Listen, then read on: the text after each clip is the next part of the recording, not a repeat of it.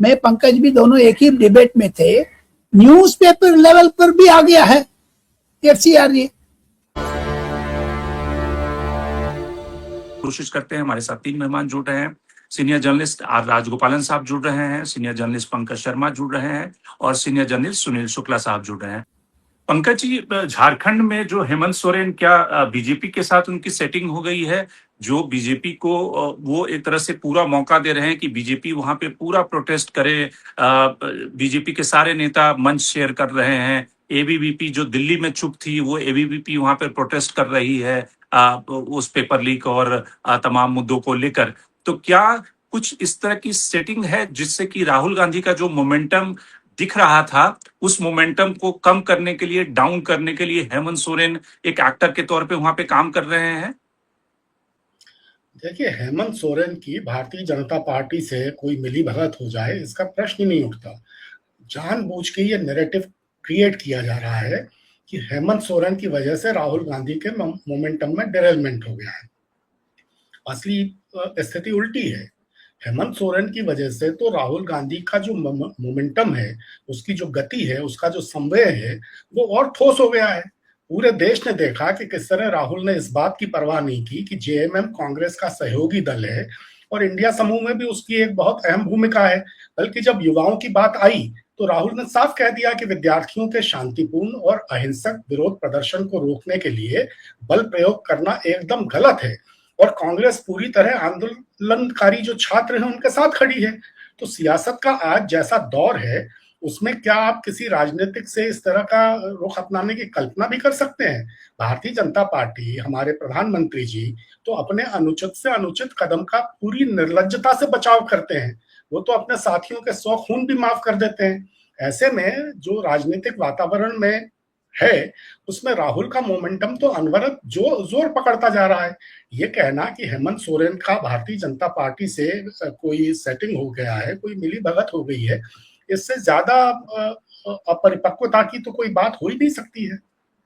लेकिन आज की तारीख में पंकज जी, वो ठीक है कि राहुल गांधी ने 2 स्टेटमेंट दे दिए, लेकिन हेमंत सोरेन के खिलाफ एक पब्लिक जो ऑप्टिक्स है, वो पूरे पार्लियामेंट में जो अब तक राहुल गांधी या विपक्ष अमित शाह या सरकार को घेर रहा था, पूरे 2 दिन में सरकार जो है वो राहुल गांधी को घेर रही है कि राहुल गांधी रांची क्यों नहीं गए, वहां पर जो लाठीचार्ज हुआ उसके लिए जिम्मेदार कौन है, उसका जवाब राहुल गांधी क्यों नहीं देते। तो आप अभी तक फ्रंट फुट पे खेल रहे थे, अब आपको जाके पेवेलियन में एक तरह से डिफेंसिव होना पड़ रहा है। या तो हेमंत सोरेन एक्शन ले लेते और जो कुछ भी छात्रों की डिमांड है कि सीबीआई इंक्वायरी की डिमांड है, आप सीबीआई इंक्वायरी ऑर्डर कर देते, कहते सेंटर से कि भी हम ठीक है, अनुशंसा करते हैं, तो कहीं राहुल गांधी या हेमंत सोरेन का एक एज बनता।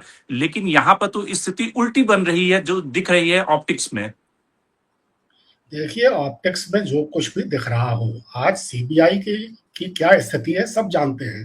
कोई भी जांच सीबीआई के हवाले करने का कोई मतलब ही नहीं है। और ये आप ठीक कह रहे हैं कि सत्ता पक्ष पिछले 12 साल से सब कुछ, हर काम सिर्फ नैरेटिव बिल्डिंग, लफाजी, ऑप्टिक्स वॉर और चुनावी तिकड़म बना दिया है पूरे सारी चीजों को। नरेंद्र भाई मोदी ने प्रधानमंत्री बनने के बाद से लोकतंत्र की पूरी परिभाषा को ही बदल डाला है। उनके लिए हर चीज महज एक मेगा इवेंट है। यही कारण है कि वो और तो और हर ट्रेन को हरी झंडी खुद दिखाने का, हर पुल का उद्घाटन खुद करने का, हर छोटे से छोटे काम का श्रेय खुद लेने का ऑप्टिक्स क्रिएट करते रहते हैं। तो उनके ऑप्टिक्स क्रिएशन के शौक का हाल ये हो गया है कि जब कैमरा सामने हो तो आपने देखा होगा वो विदेशी अतिथियों तक को अपने सामने से परे धकेलने का काम भी खुद ही करते हैं। ऐसे में अगर संसदीय कार्यवाही को भी सत्ता पक्ष के हित में ऑप्टिक्स क्रिएशन के लिए वो इस्तेमाल कर रहे हैं, तो इसमें कोई हैरत नहीं होनी चाहिए। मुझे नहीं लगता कि विपक्ष के लिए संसद का मंच जो है वो दृश्यावलियां रचने के लिए है। उसके लिए संसदीय आंगन है जन सरोकार के मुद्दे उठाने के लिए, देश के बुनियादी मसलों पर संवाद करने के लिए, जनतंत्र की गरिमा बहाल रखने के लिए, संवैधानिक संस्थाओं की जो जवाबदेही है वो तय करने के लिए है और वंचित वर्गों के जो हित हैं उनकी हकों की हिफाजत के लिए है। तो 12 वर्ष से विपक्ष तो यही करने की कोशिश कर रहा है और हम देख रहे हैं कि सत्ता पक्ष संसद में विपक्ष की सुनवाई नहीं करने की जिद पे अड़ा हुआ है। हमारे प्रधानमंत्री जी खुलकर ऐलान करते हैं कि वो कांग्रेस मुक्त भारत की, विपक्ष मुक्त भारत की स्थापना करना चाहते हैं। सरकार से असहमत हर व्यक्ति को, हर राजनीतिक दल को देशद्रोही करार देने की एक नई कुत्सित परंपरा की शुरुआत इस एक दशक में हुई है। इस पर लोगों का ध्यान क्यों नहीं जाता है? विधेयक बिना किसी चर्चा के जबरदस्ती पारित कराए जा रहे हैं, देख रहे हैं आप। देशवासियों को विश्वास में लिए बिना हर तरह के फैसले लिए जा रहे हैं, अजब गजब कानून बनाए जा रहे हैं। और जब इस मनमानी का विरोध हो तो हुकूमत का जो इकोसिस्टम है उसके पिछलग्गू हल्ला मचाने लगते हैं कि देखिए विपक्ष तो सिर्फ दृश्यावली कर रहा है, ऑप्टिक्स क्रिएट कर रहा है। लेकिन ऑप्टिक्स डिजाइनिंग के काम में तो दरअसल हमारे हुक्मरान दिन रात लगे हुए हैं। उन्हें यह ऑप्टिक्स वार हर कीमत पर जीतने की इतनी बेताबी है कि उन्होंने लोकतंत्र की जो तमाम मर्यादाएं हैं, तमाम परंपराएं हैं, उनको अपने अहंकार की खूंटी पे लटका दिया है। तो इस स्थिति में जो एक गंभीर स्थिति है, इसके जो खतरे हमारे लोकतंत्र के लिए हैं उनको भी समझना चाहिए। पंकज जी, जो राजगोपालन साहब कह रहे हैं कि ठीक है, आपको जो भी मुद्दे उठाने हैं, आपको नरेंद्र मोदी को कटघरे में खड़ा करना है, चंदा चोरी का मसला उठाना है, तो पार्लियामेंट में जब अगर सरकार ऑफर कर रही है कि डिबेट कर लो या अमित शाह का स्टेटमेंट जब होगा तो उस समय चर्चा का मौका मिलेगा, या फिर जब बीएससी में जब ये बात उठी थी तो सरकार की तरफ से सिर्फ एक बात कही गई कि देखिए ऐसा नहीं होगा कि अमित शाह स्टेटमेंट देंगे और उस समय आप हल्ला करके भाग जाएं या वॉकआउट कर जाएं। सरकार उस पर डिबेट भी करने को तैयार है। तो राहुल गांधी के लिए तो फेयर पॉइंट है ना कि डिबेट कराएं 6 घंटे का, 8 घंटे का, जिसमें कि राहुल गांधी सरकार को कॉर्नर करें, घेरें, चंदा चोरी पे आरोप लगाएं या फिर स्टूडेंट प्रोटेस्ट के मुद्दे को उठाएं। तो फिर सरकार, विपक्ष क्यों नहीं डिबेट कर रही है? सरकार डिबेट करने को तैयार नहीं है। सरकार के दिखाने के दांत और हैं, खाने के दांत और हैं।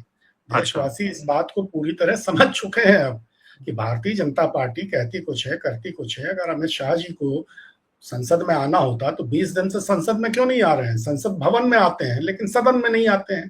तो ये सीधे सीधे अवहेलना, पूरी एक संसदीय प्रणाली को, पूरी एक संसदीय प्रक्रिया को अपने ठेंगे पर रखना, इस तरह के अहंकार के बाद ये कहना कि डिबेट को तैयार है, कहाँ डिबेट को तैयार है? अब आजकल नरेंद्र भाई मोदी ने युवाओं को लुभाने के लिए अपने आप को इंस्टाग्राम के हवाले कर दिया है। रोज नई नई रील बनाकर पोस्ट कर रहे हैं, खेलों में जीत के मेडल लाने वाले युवाओं से बातचीत कर रहे हैं, आईआईटी में जाके तरह तरह की जुमलेबाजी कर रहे हैं। लेकिन जो जेन जी है वो जानती है कि ये सब लीपापोती है, सब सुपरफिशियल है। असलियत तो 12 साल से सब देख रहे हैं ना, 12 क्या 25 साल से देख रहे हैं। आईआईटी ने जैसे ही प्रधानमंत्री जी को बागेश्वर बाबा की याद आती है, सारा नकाब उतर जाता है। तो ये जो दोहरा चेहरा है, ये जो नकाब ओढ़े हुए हैं, ये असली मुसीबत है। पूरा मानसून सत्र जिसको कहते हैं वॉश आउट हो गया सरकार की अपनी गलती की वजह से। सरकार किसी बात पर बहस करने नहीं चाहती, किसी विधेयक पर बहस नहीं करना चाहती, किसी विधेयक पर देश की जनता को विश्वास में नहीं लेना चाहती। देश की जनता को छोड़िए, संसद में जो प्रतिपक्ष है उसको विश्वास में नहीं लेना चाहती। सिर्फ एक टारगेट राहुल गांधी, सिर्फ एक टारगेट कांग्रेस, सिर्फ एक टारगेट विपक्ष। सबको देशद्रोही करार देना है, सबके बारे में तरह तरह के संदेह खड़े करना है, तरह तरह के ऐसे सवाल उठाना है जिनका कोई लेना देना नहीं है। तो इस तरह की जब एक लोकतंत्र में दमनकारी प्रवृत्ति अगर किसी सरकार की होती है तो फिर चर्चा के लिए गुंजाइश ही कहाँ रह जाती है कि देखिए विपक्ष काम नहीं होने दे रहा, विपक्ष बहस नहीं चाहता।